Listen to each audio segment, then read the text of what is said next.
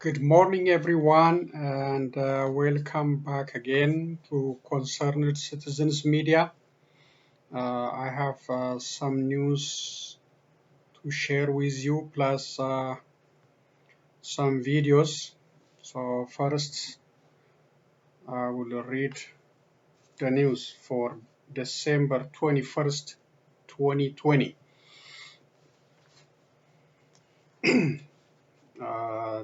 So as usual, I have news plus mostly Concerned Citizens Media comment. First, the breaking news. Abiy Ahmed's federal police and undercover operatives have taken senior Oromo Liberation Front officials and OLF journalists into custody today without any warrant from the court. According to the report coming from Addis Ababa, Ethiopia, these undercover operatives conducted the search of these individuals' houses at the gunpoint. Until this time, the whereabouts of these OLF officials and OLF journalists is not known. Abiy Ahmed and his security operatives repeatedly conducted such illegal operations against OLF officials and its members before. Their names are 1. Dr. Gada Oljira, 2. Mr. Fraol Jalata, 3. Mr. Mulata Saba or Malkamu Danu, 4.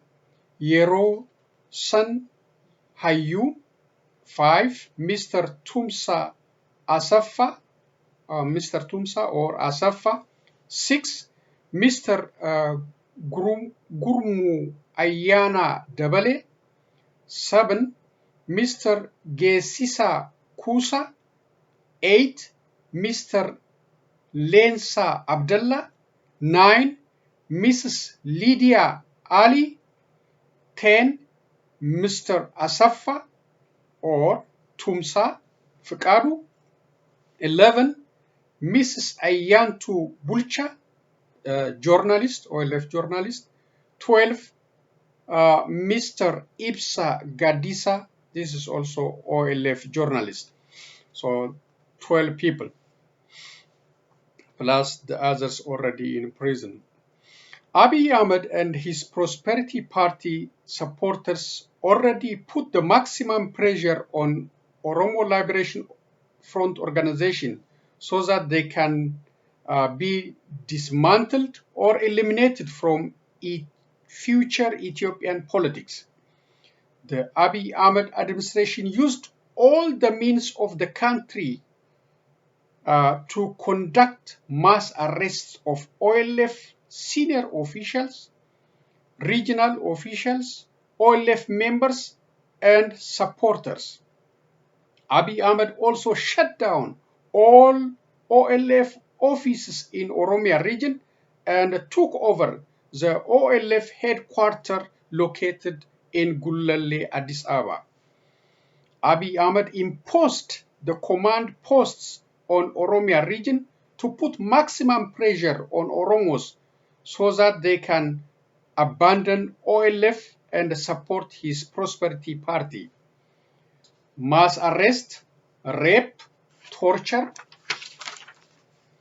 killing of Oromos, and property looting and burning is very common in Oromia. All these abusive strategies have been used on Oromos and Oromo politicians so that Prosperity Party can win the upcoming election 100%, just like former Prime Minister of Ethiopia, Meles Zenawi. Previous Ethiopian administrations had used the same strategies against the Oromos and others, but they were not successful in building peaceful and stable country.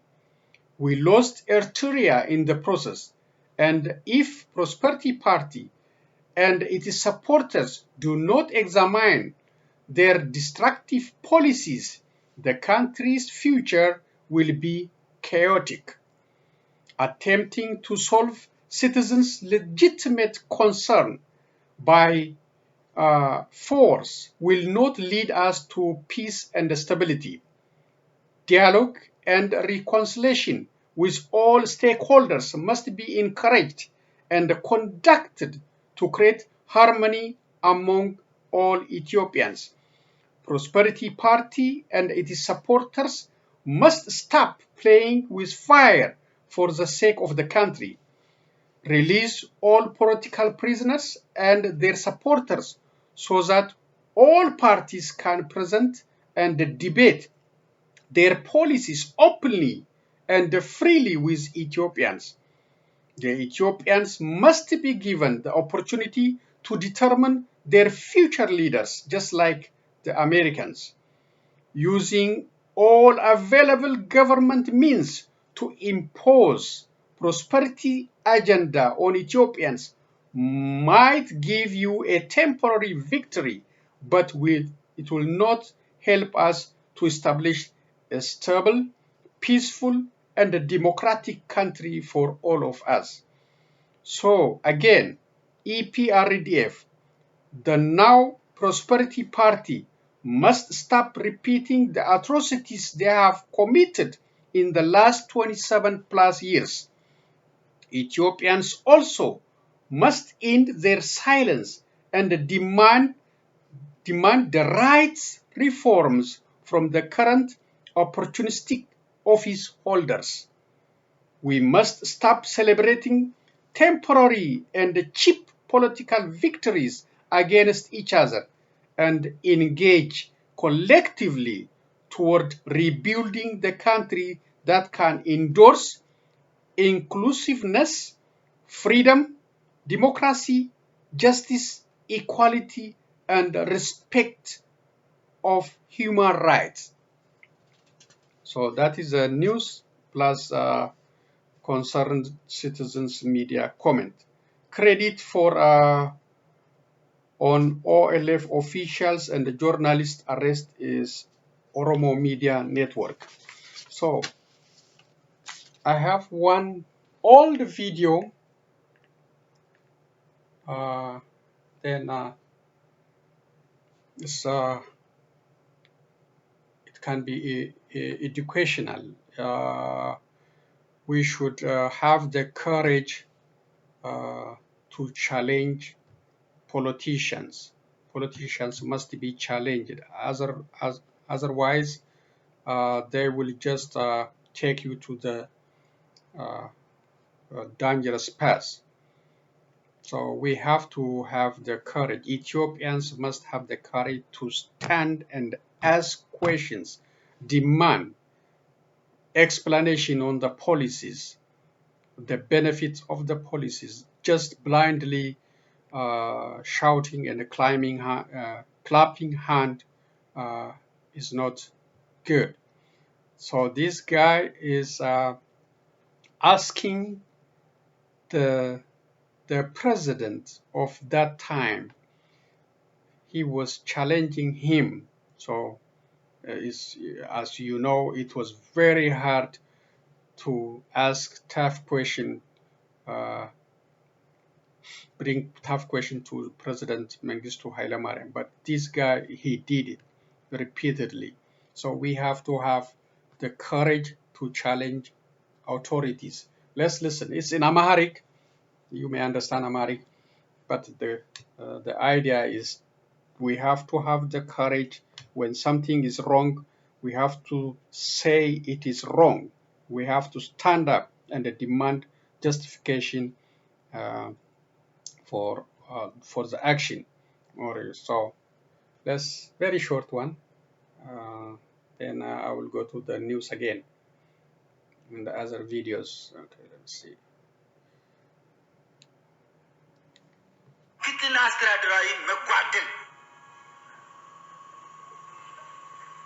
በአካባቢያችንን ፍትና አስተዳደራዊ ጉድለት የሚያንጸባርቀው ጓድ ፕሬዝዳንት መደብ ትግል ውስጥ እየተፈተነና ያለፍን ሰዎች ነን። አይቶ ያልቀመሰ ሊሰማው አይችለው። እጁን ከሰጠ ከተያዘ as the president of Ethiopia at the time, ከተያዙ ማስረጃ ከተገኘባቸው ኃይለማርያም ፍርድ መስጠት ያለ በህግ ነው። 5 ዓመት ሙሉ ያለ ፍርድ ጉርጓድ ውስጥ አሉ። አሁን መቱ ወኔ ቤት ካቸለ ፍርድ ለምን አይሰጥም? ይሄ የፍርድ መጓደል አይደለም እንዴ? ፍርድ መስጠት አይገባም? ጥፋተኛው ነው። ይሄ ማስረጃ ይያዛል። ጓድ ሜጀር ጀነራል ዘለቀ እዚህ አዳራሽ ውስጥ ስብሰባ ሰጥቷል። ትክክለኛ ዲሞክራሲ የሰፈነበት ስብሰባ ነበር። የተናገሩውን ጓድ ጀነራል ቢያዊ የለም ያልታወቀ እስር ቤት ነው አሉ። ተናግሮ በሳቸው ፊት Okay, what he's saying is, you know, if somebody is arrested or suspected of something, sent to jail, his legal right should be respected and must brought to justice by using legal system. Okay? So it's a tough question to present to this guy. This is a tough guy. He's a very tough dictator at the time, and I appreciate the courage of this army guy. I don't have his name anyway, but it's a courage we have to adopt. You know, freedom is not easy to get it. Freedom requires courage and defense, and we have to fight for that. So currently in Oromia region, thousands and thousands of Oromos are in jail. Mothers, youngsters, plus politicians, without any court appearance. They just put them in jail. So we have to have the courage to ask those on authorities what they did, why they don't bring them to court. If they are, you know, guilty, okay, with evidence, with material evidence, not just by political talk. So Ethiopians must have the courage to demand justice for those in jail. We have to stand up for freedom. Silence is not good. Silence will take us to chaos, instability in that country. So I appreciate. I will bring this video again because it's very educative, very courageous. Appreciate the guy. Let's go to the news again. Then we'll come to other videos.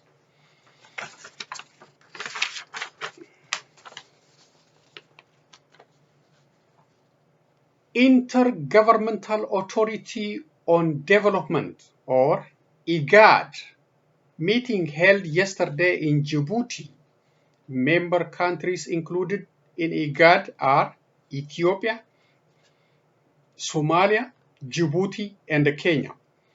The meeting attendees discussed the growing instability in the bloc, such as the conflict between Kenya and Somalia, the war between Sudan and Ethiopia, and the Abiy Ahmed's war on Tigray region. Currently, Somalia and Kenya do not have diplomatic relations, and their border is highly militarized. So the war is cooking between Somalia and Kenya too.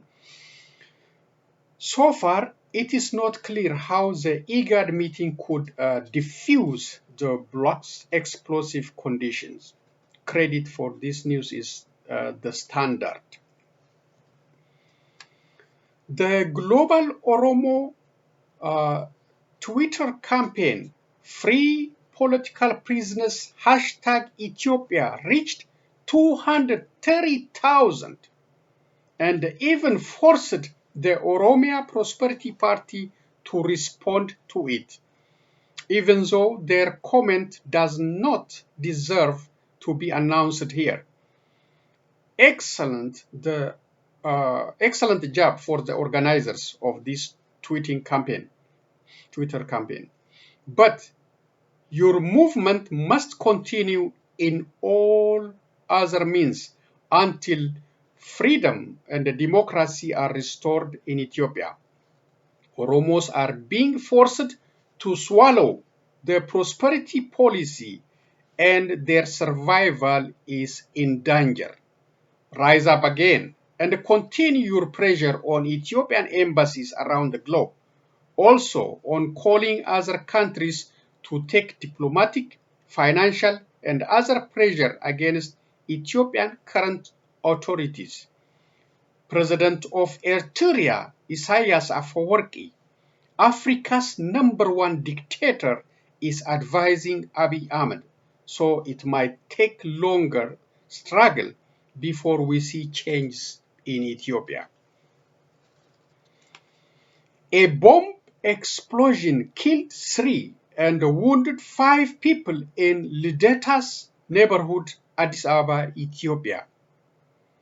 The people killed in this blast were homeless and nobody claimed responsibility for this incident. Investigation is ongoing according to BBC's report on this news. Several European countries and others have put travel restriction on United Kingdom over COVID-19 new variant or strain spreads faster than others. Italy, Belgium, France, the Republic of Ireland, the Netherlands, Latvia, Portugal, Estonia, Canada, Chile, Colombia, Argentina, and many others placed restrictions on flights coming and heading to United Kingdom until further notice. The United Kingdom also imposed a lockdown on London and southern England residents throughout the holiday. Be careful out there, guys. We are not out of woods yet, despite the availability of Pfizer and Moderna vaccination.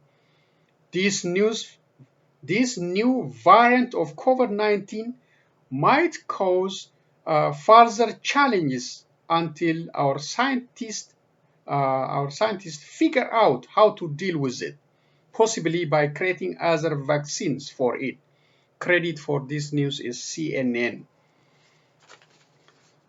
Finally, I have a positive news for you. It's a good news. The congressional leader reached a deal for $900 billion rescue package for COVID-19 pandemic relief. This package includes help for small business, unemployed Americans, healthcare workers, and vaccine distribution operations. We are going to crush the virus and put money in the pockets of the American people, said Minority Leader Chuck Schumer and House Speaker Nancy Pelosi in the statement. The details of this package are not known yet, but the talk of $600 direct deposit as a second stimulus check is in the news for individuals in certain income level.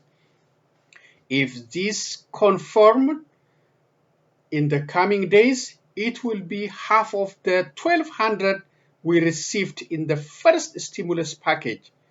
We are eagerly waiting for the final decision from the Congress. So this is a good news. Someone is on the way. Okay. Credit for this news is NPR and CNN.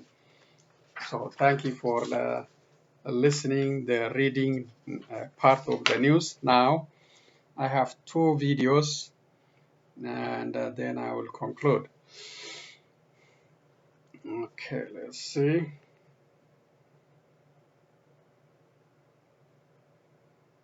Okay, the first one.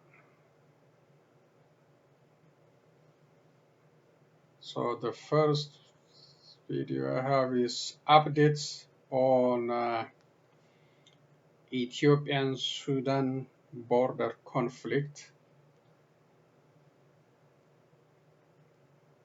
Let's listen to the update first. I'm going to explain to you why you shouldn't listen to a single thing Warren Buffett says. Political crisis and civil unrest in Ethiopia's Tigray is nowhere near an end. Moreover, tensions have now started to rise between the two neighbors, Ethiopia and Sudan. In the latest development, Sudan has now sent significant military reinforcements to the border region with Ethiopia days after the army said troops were ambushed there by Ethiopian forces. Soldiers were deployed in the eastern Al-Fashaka border region, an area where Ethiopian farmers cultivate land on territory that falls under Sudan. Sudan has had a history of border dispute with neighboring Ethiopia over the fertile agricultural region. The area also borders Ethiopia's conflicted Tigray region.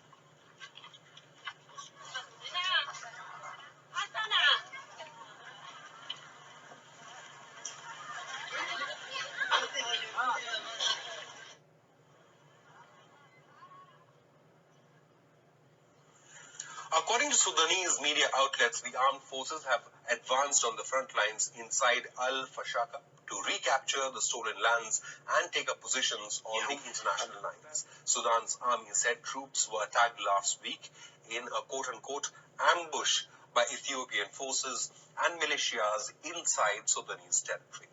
Sudanese media said 4 soldiers were killed and 27 others wounded. However, no official numbers were revealed by the army. The ongoing conflict in Ethiopia's Tigray has already triggered a refugee crisis in Sudan.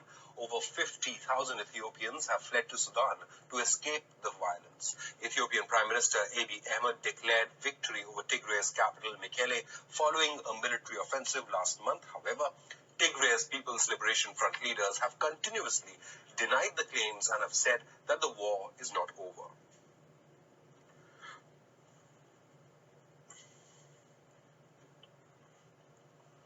The ongoing unrest is the result of a deep-rooted conflict between the federal government and the Tigray forces in the region. The Tigray leaders have called out on Abiy Ahmed for marginalizing Tigray since coming into power 2 years back.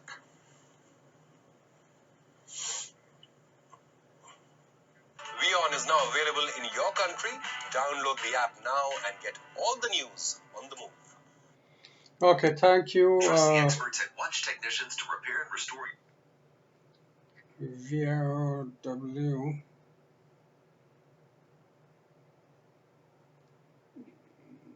Okay, that's an update on Ethiopian Sudanese border.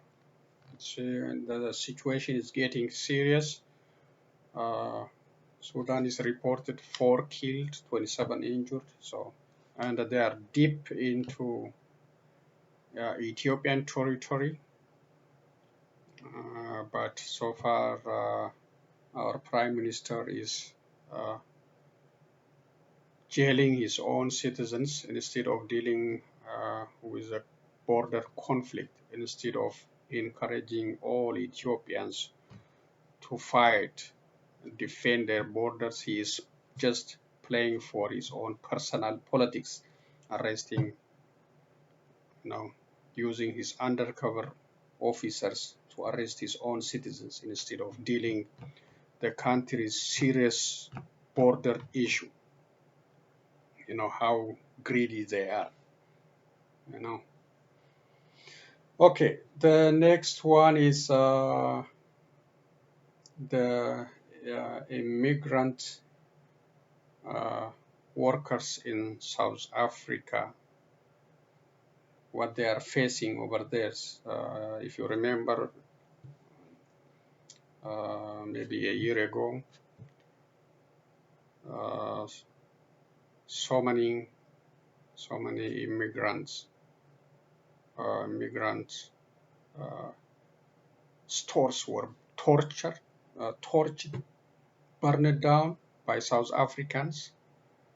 So immigrants from Ethiopia, Tanzania, other places, they just became the victims of these gangsters, and the authorities there ignored it purposely.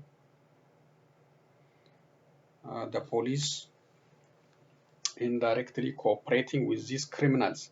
So let's see this one. It came back again. This time it's on the truck drivers. Hey, it's me, your dry skin. I'm craving something we're missing. The ceramides in CeraVe. They help restore my natural barrier so I can lock in moisture. We've got to have each other's backs.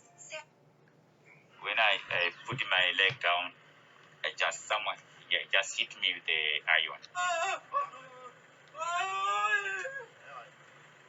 Unions representing foreigners working in South Africa say gasoline bombs have been thrown at trucks driven by non-South Africans, and dozens of drivers have been shot at, stoned, and even killed. South African union leaders who have condemned the violence insist it is not xenophobia, but they say they do want jobs to go to South Africans first. Zimbabwe has been vocal, Botswana has been vocal, Namibia has been vocal about the employment of their own citizens.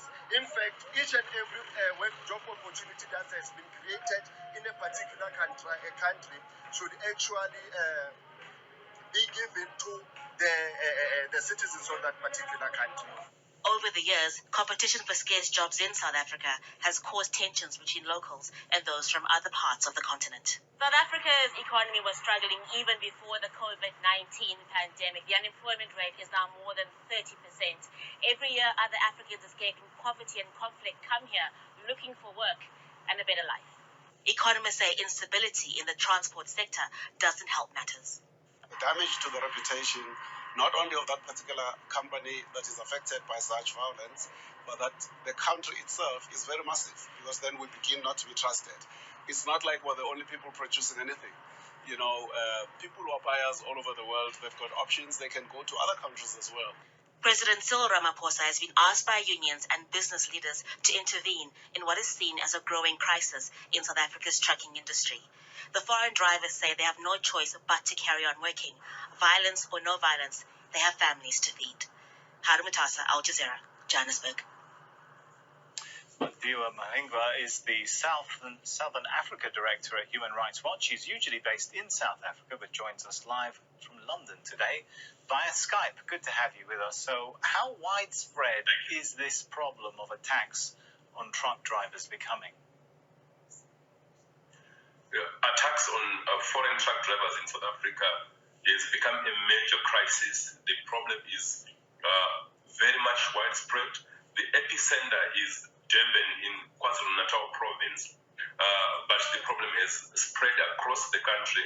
And the major challenge is that this lawlessness has been allowed to go on without the police intervening. The failure by the police to arrest the criminals who are targeting foreign nationals, foreign trucks, is the biggest problem that South Africa is facing today, because drivers are being killed, they are being attacked daily with no protection, no recourse, and the police seem completely absent and unwilling or unable to help.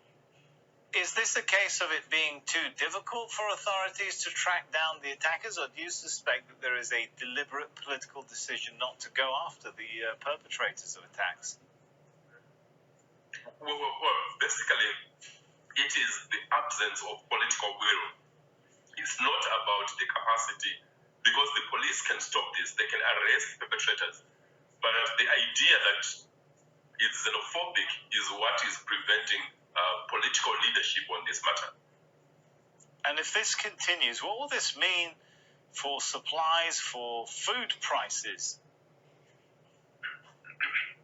Well, already we've seen that it's a major challenge in terms of the economy, because millions of dollars worth of trucks have been destroyed. the busiest port perhaps in Africa, in Durban, might actually be forced to shut down. So it's a terrible issue for an economy in South Africa that has been struggling with COVID-19, with the pandemic, and now these attacks, the lawlessness, and local drivers taking the law into their own hands, refusing to let the police do their work. It means it could lead to a further crumbling of the economy, because South Africa's road freight industry is huge, it's significant, but if these attacks go on, then those in the industry might be forced to use other ports like in Namibia or in Mozambique. So it's a huge challenge for the economy, and President Ramaphosa has to show leadership and stop this xenophobic violence. All right, thanks so much. Good to get your thoughts on that. Thank you. Okay, that is the challenge the immigrants are facing, especially the truck drivers facing in South Africa. It's a very tough one when the authorities are becoming part of the problem instead of becoming part of the solution. So that's a very, very serious accusations for the South African authorities, the police, and the authorities. They have to deal with it, fix the issue. If they cannot handle it, let the guys, if they are not citizens, let them leave instead of burning them and killing them. If they cannot control the situation, if they are citizens, they have to do whatever they can, but do not let those immigrants to be killed by gangsters, burn their properties just like before. So this is a very serious issue for South Africans authority, the police, to take care of. This is not good news for them too. If South Africans are leave their country, build business somewhere else, if they are attacked over there, that's not good. So they have to find a solution before this problem spread further. Okay, the last one I have is you might already listen to this guy. He's representing Abiy Ahmed, lying on behalf of Abiy Ahmed for Prosperity Party about what happened in Tigray.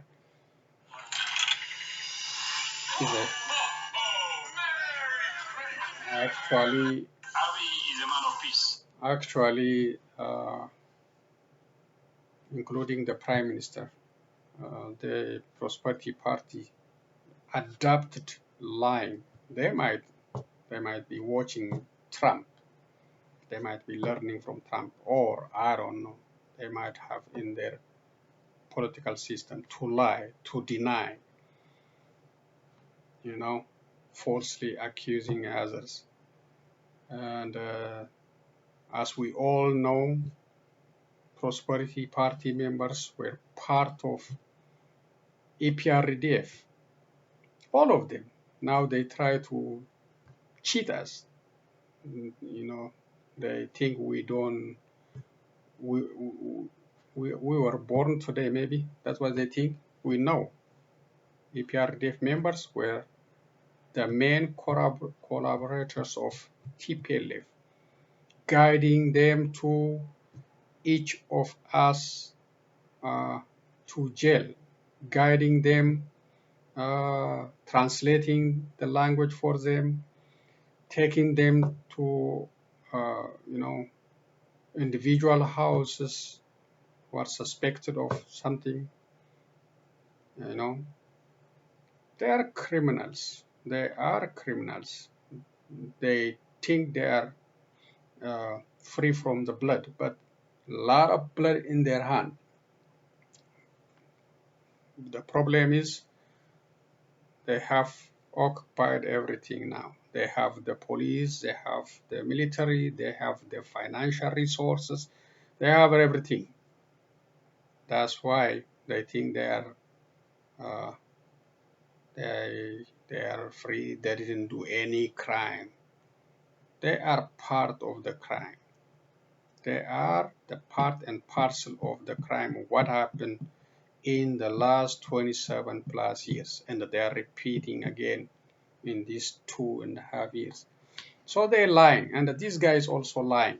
But let's listen to him. It's a long video, but you can listen as much as you want then.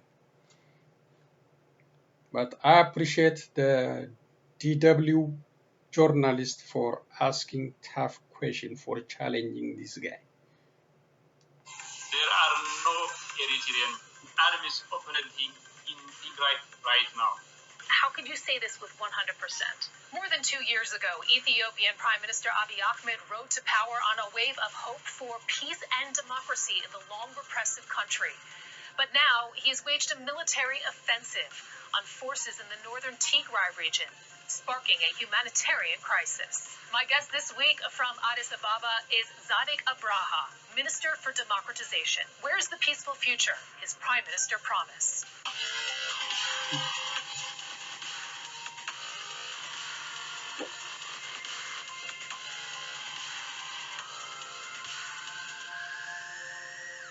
Minister Sadik Abraha, welcome to Conflict Zone. Thank you very much, same here. Last year, Prime Minister Abiy Ahmed was awarded the Nobel Peace Prize, and in his acceptance speech, he said the following: "War is the epitome of hell. I know because I have been there and back. I've seen brothers slaughtering brothers, older men, women, children trembling in terror." Now, fast forward 1 year later. He's led a military offensive against the TPLF group in the northern region of Tigray. Thousands are feared dead. Has he led Ethiopia into the hells of war that he described 1 year ago? Not at all. Abiy is a man of peace. He has deep convictions, and peace in Ethiopia is an opportunity to be a peaceful country because, as you said, he has gone through such ordeals, such difficult times. So his belief on peace is informed by his own personal experience from the get-go. It is not Abiy's choice to go to this war. Abiy left no stone unturned to settle the difference that we had with the TPLF. The TPLF chose to give deaf ears. TPLF was a guerrilla fighting force. Democracy is very aligned element for TPLF. TPLF is used to settle differences by the muzzle of death-dealing weapons. So no matter how Abiy tried to settle the difference through dialogue and discussion, TPLF chose to give Abiy's plea for peace a deaf ear, and here we are. And we will talk about how you got here, in fact. But for now, I would like to just focus on the situation on the ground, because the UN and NGOs, they say that there is an urgent need right now for independent monitoring of the human rights situation after the international NGO Amnesty International brought to the world's attention the massacre in Maikaidra. They say the following, that there are possibly hundreds of civilians stabbed, hacked to death with knives, machetes. The UN says that if a party to this conflict was involved, it would constitute a war crime. Again, this is an international NGO that brought this incident to the world's attention. Would it not be advisable to have an independent international investigation and monitoring of what is happening right now in Tigray on the ground? The days of us waiting for some Western institution to come and note an approval to what we have done or not is gone. We have an independent human rights commission headed by the former Human Rights Watch Director for Africa. His resume is as good as any in the world. He has released his reports, which meets global standards, and he can consult the report. And I suspect that this question is coming from the deeply held conviction that Africans cannot administer their own issues, cannot build effective institutions that are out there to impartially investigate human rights violations. I think that the issue that is being brought up is not that that Africans can't administer it. It's that you are one of the parties to the conflict, in fact, and your government's response, in fact, to those calls for international investigations has been, and I'm quoting here, we do not need a babysitter. We will invite assistance only if the government feels that it had failed to investigate. Again, you're one of the parties to the conflict. That doesn't sound like transparency. Are we the one who released the investigation? It's not us. It is an independent human rights commission led by Daniel Beckham, who was just 2 years down the line head of Human Rights Watch for Africa. His resume of as good as any global standard. So I don't think anyone from Amnesty International or Human Rights Watch would be better than Daniel Bekel's credibility and his investigative power. So he hasn't read the report before asking any question. I would like you to go and read his investigation. So just in case you have questions, challenge him. Instead of blatantly claiming that we are parties to the conflict, Daniel Bekel and his Human Rights Commission are not parties to this conflict. Let's look at some of these allegations they are more deeply, appointed and by I'd just like to take you Abiy through Ahmed them. anyway. The TPLF, for example, they claim that your forces have been party to the violence. Refugees who have made it to Sudan, they also echo those claims. For example, CNN spent a number of days interviewing refugees who were crossing over the border into Sudan, and they described the following. The Ethiopian army entering into a town, telling civilians they are safe. Then the soldiers leave, and other armed groups, such as the Amhara militia, the Fano, aligned with the Ethiopian army, arrive. There are concerns that this is descending into an ethnic conflict, the conflict in Tigray. Is the Fano being brought in to finish the Tigrayans, as one refugee described it? That's very wrong. Amharans and Tigrayans have lived together for thousands of years. Wherever our army makes its way in Tigray, people of Tigray have been coming out in mass, chanting and welcoming our soldiers. Our Amhara special police defended itself. TPLF special police attacked the Amhara police, crossing the administrative delineation of the TPLF, the Tigray region. So what Amhara special forces did is defend themselves. Do you acknowledge the presence of the Fano? Because a spokesperson, for example, for your government, at first denied the existence of the Fano militia, but then confusingly acknowledged that the militia of the Amhara region were engaged to the extent of securing border towns between the two regions. And you have refugees describing this fear of this force. Are they there? Fano and the Amhara militias are two different groups. Fano is a youth group. The youth group is not anywhere in Tigray. It is the Amhara militias, together with its police, were attacked by the TPLF military establishment, and then they were forced to defend themselves. That's what it is. They are not killing anyone. In fact, we are rescuing the Tigray people from the TPLF, which was taking hostage of them for more than 2 years. So this is not an ethnic conflict. This is rather a enforcement operation. There is no way for this conflict to descend itself into ethnic conflict. This is not even a civil war by any standard. Let's look at another claim, because you say that it's a law and order operation, as you've just articulated right now. But there is growing fear that the conflict, in fact, is drawing in regional actors, for example, Eritrea, and could impact regional stability. The U.S. cites the following.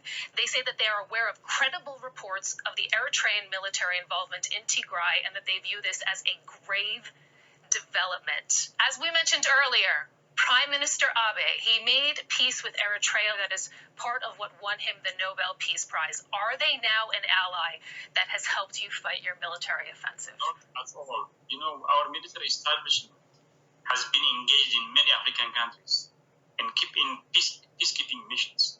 We are capable of, more than dealing with the TPLF. So this is an insult to our military establishment to say that we are depending on the help of Eritrean army. I can assure you in 100% terms, in 1001% terms, there are no Eritrean armies operating in Tigray now. I'm wondering, though, how you can assure in 100% terms when the Americans say that they have satellite images, they say intercepted communications, anecdotal reports from the region. Also add to that, we know Eritrea, for example, just for context, is a country that has long faced accusations of large-scale human rights abuses, and there are about 100,000 Eritrean refugees that are located in Tigray. So there's a lot at stake here. The United Nations says the following. Over the last month, we have received an overwhelming number of disturbing reports from Eritrean refugees in Tigray being killed, being abducted, being forcibly returned to Eritrea, and if confirmed, these actions would constitute a major violation of international law. These are horrifying reports. Can you not guarantee their safety, and how could you say this with 100%? We are the third largest host of refugees globally. We are known for hosting refugees with all due respect. That is very loud and wrong information. The Eritrean refugees are well taken care of here. If there is no Eritrean army operating in Tigray, so there is no way for the Eritrean military establishment to come and attack refugees. If that was the case, we'd have been the first to stand against it and then make sure that the refugees are safe. That is very wrong. That is very false information. You know, with TPLF gone, Horn of Africa is way better than ever. TPLF was one of the reasons behind the instability of the Horn. Now it is being reduced, disseminated into leaders running for their lives. Horn of Africa is safe. It's not safe. Mr. Minister, I'd just like to bring it back to the actions of your government, though, because your government says that it's returning, in fact, Eritrean refugees that had fled in the northern region of Tigray. Human Rights Watch says that it's unacceptable. The UN calls those reports alarming. So you're essentially returning people that fled in fear. Many of them went to the capital. They're afraid of being exposed to Eritrean violence. How do you explain that to the world amid these reports, amid these fears from these refugees? You know, we can only do anything with the consultation of the refugees. Tigray is now safe. We have taken control of each and every village of Tigray, all cities of Tigray. So, you know, refugees should stay in a certain delimited place. We have well-built refugee camps in Tigray, and they are safe. They are once again safe to welcome the refugees. That's what it is, and it's not being done forcefully. Ethiopian government believes in consultation with refugees. It believes refugees need to be respected and their human rights respected. So that's not our reputation. We'll never undermine that. You say that it's a safe and stable situation, but we have reports of 4 aid workers that have been killed. A UN security team seeking access near an Eritrean camp for refugees was also shot at by your forces. That doesn't look good. How is it possible that a UN team could not be coordinated in the region, or are you afraid or were you afraid of what they might see? If you happen to read the settlement issued by the UN Human Refugees Commission just a day or two days ago, they have asked for an apology. This is a technical problem.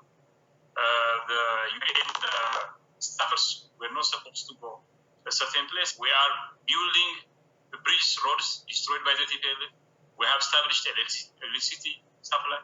We have established telecom connectivity, road connectivity, and our armies has liberated the entire region from this junta. So it is safe for anyone. The international community, Mr. Minister, is not convinced of that. The UN says we have reports that the fighting continues between federal forces and the TPLF and affiliated militias on both sides. They describe the situation as worrying, as volatile, as spiraling out of control, with an appalling impact on civilians.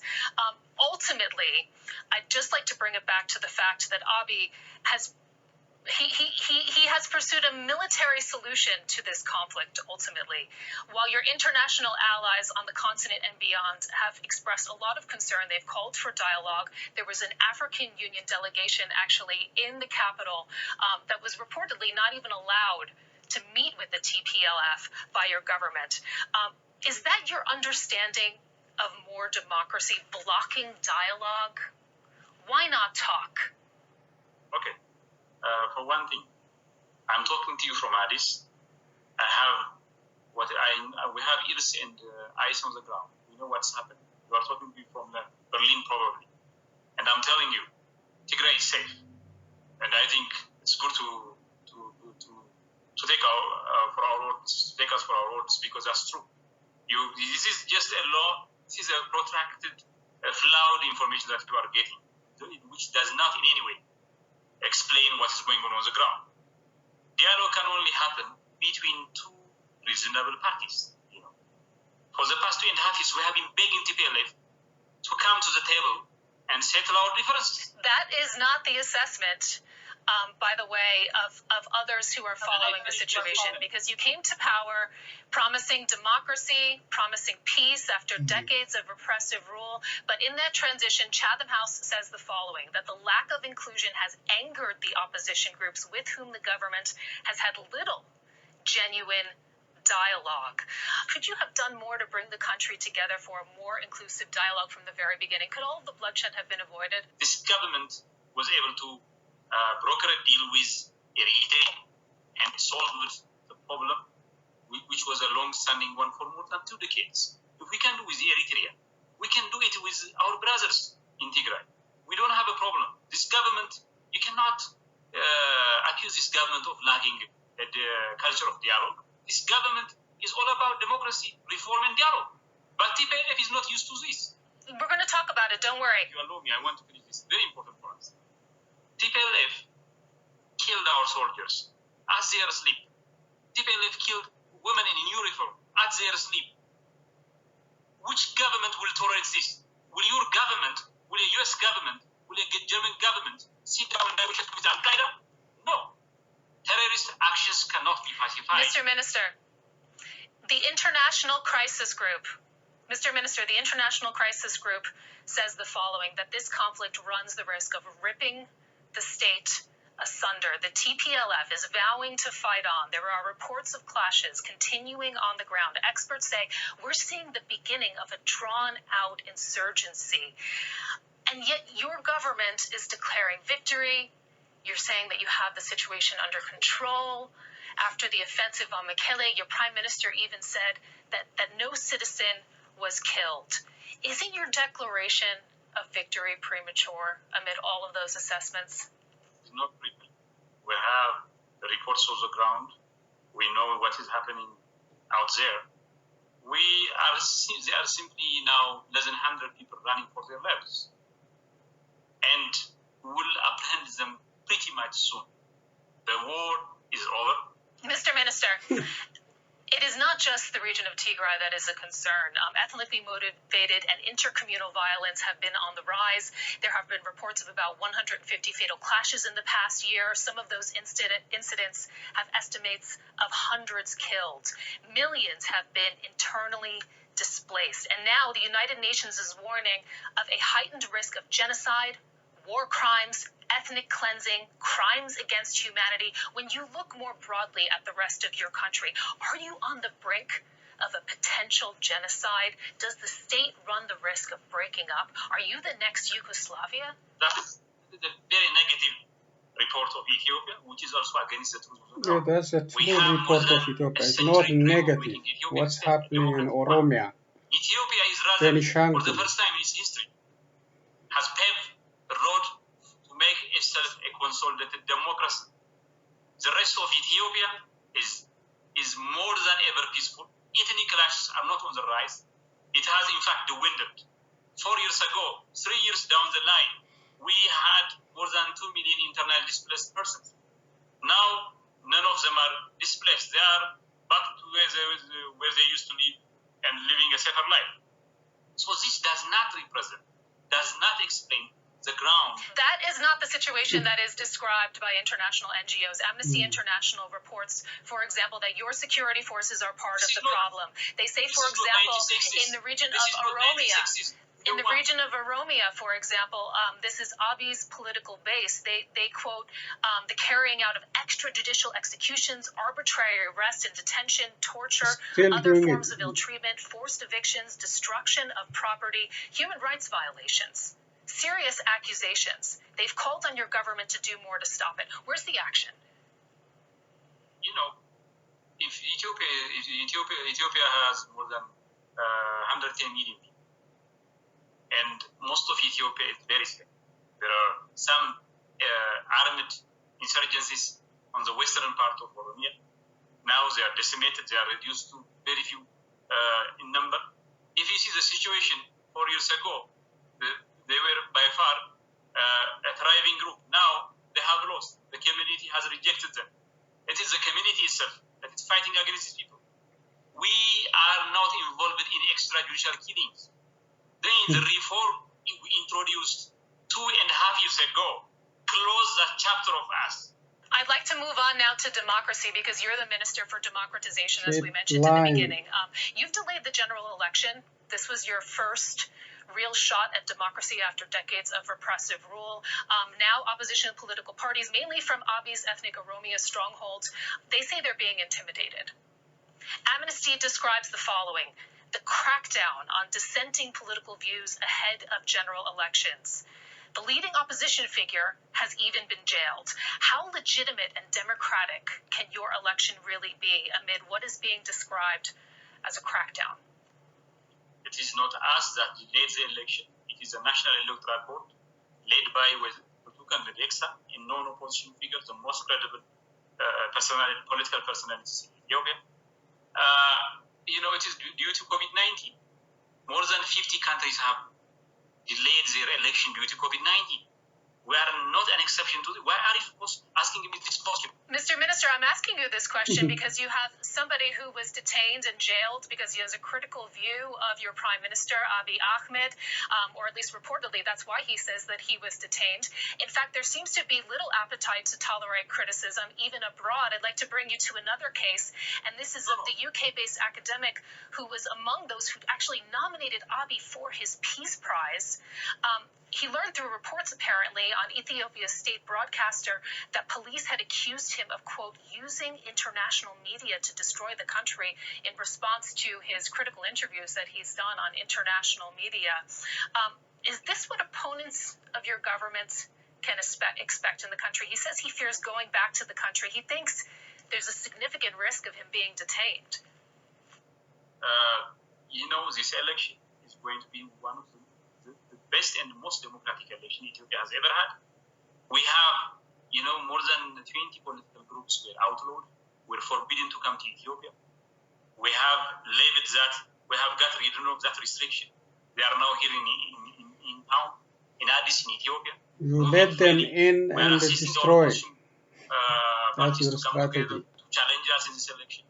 For us, winning or losing this election is equally significant. If we lose this election, we will be the first party to accept the terms of a true competitive election and hand over power. Mr. Minister, how about press freedom in your country?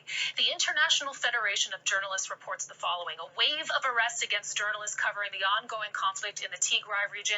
They say that since November 7th, at least 6 journalists have been arrested on unknown charges. The Ethiopian Human Rights Commission has expressed concern. There's also reports that the government has repeatedly cut off the internet, journalists barred from traveling to Tigray to cover the election that the Tigrayans had back in September. A new law criminalizing hate speech apparently has a provision that can be used to lock up peaceful dissidents. Is that how you define democracy? Isn't freedom of the press a central pillar?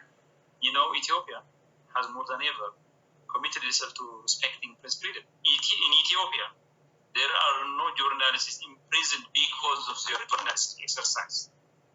A journalist can happen to commit a crime on his individual capacity, not on his professional capacity.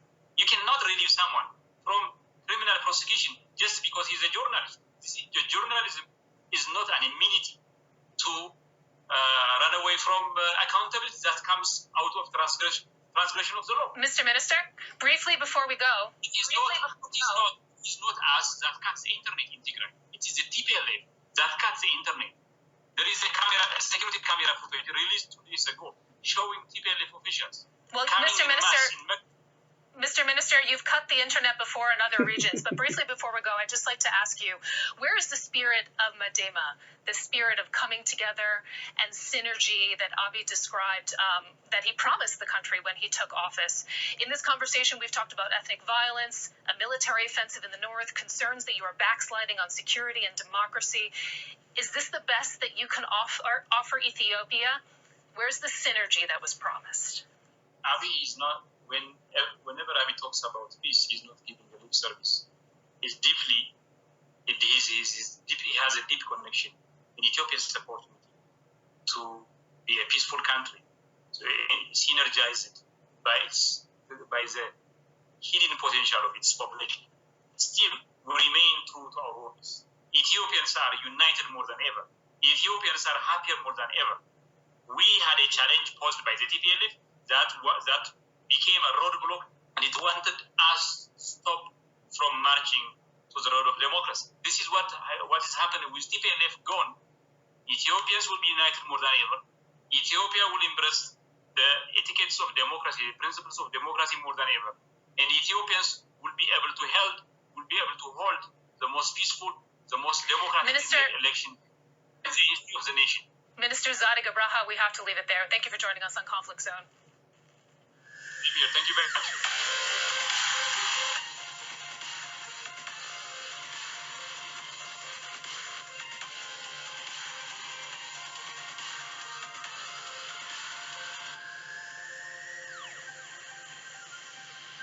Okay, thank you, DW, for challenging Sadik Abraha, former TPLF member, now Prosperity Party, defending Abiy Ahmed and his Prosperity Party. Yeah, he has to do it anyway. If you want to stay on power, then he got no choice. But no freedom in that country, and it will not be free and a fair election. Ethiopians will suffer under Abiy Ahmed. It's happening. It will happen unless these people are challenged by Ethiopians seriously. Yeah, they are joking, man. They are joking.